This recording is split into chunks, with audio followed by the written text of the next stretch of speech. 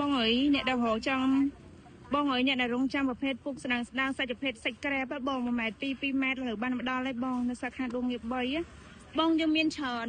អានេះខ្ញុំមានតម្លៃ10000ដល់$10ជាងដោយសារជាប្រភេទសាច់ក្រែបខ្ញុំធានាគុណភាពទៅលើសាច់ជូនបងទាំងអស់គ្នាតែម្ដងបងអាចមករកទិញបាននៅទីនេះផ្ទាល់បងអាចមករកដល់ទីតាំងផ្ទាល់បងមកស្ទាបសាច់ផ្ទាល់កុំឲ្យតែប្អូនចេះតែនិយាយក្នុងវីដេអូក្នុងការ live ក្នុងការ promotion ពិសេសអត់មានទាំងអស់ឥឡូវនេះបងតែខ្ញុំសូមបញ្ជាក់ថាអាវ៉ាន់នេះតម្លៃពិសេសតម្លៃធូរហើយគុណភាពវិញគឺល្អអញ្ចឹងណាអញ្ចឹងអ្វីដែលសំខាន់បងដែលគាត់ចង់កេងទៅដែលឲ្យយើងលក្ខណៈថា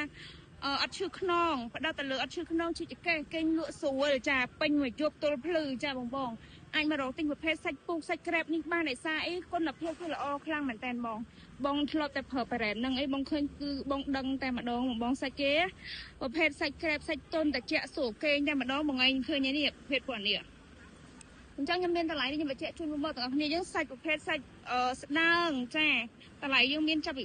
$3ចាដល់តម្លៃ$10អញ្ចឹងបងអាចមករកទិញបានឬក៏អាចឆាតចូលពេកក៏បានដែរព័ត៌មានបន្ថែមអេត Telegram ក្រុមការងារយើងចំនួន5ខ្សែបងណា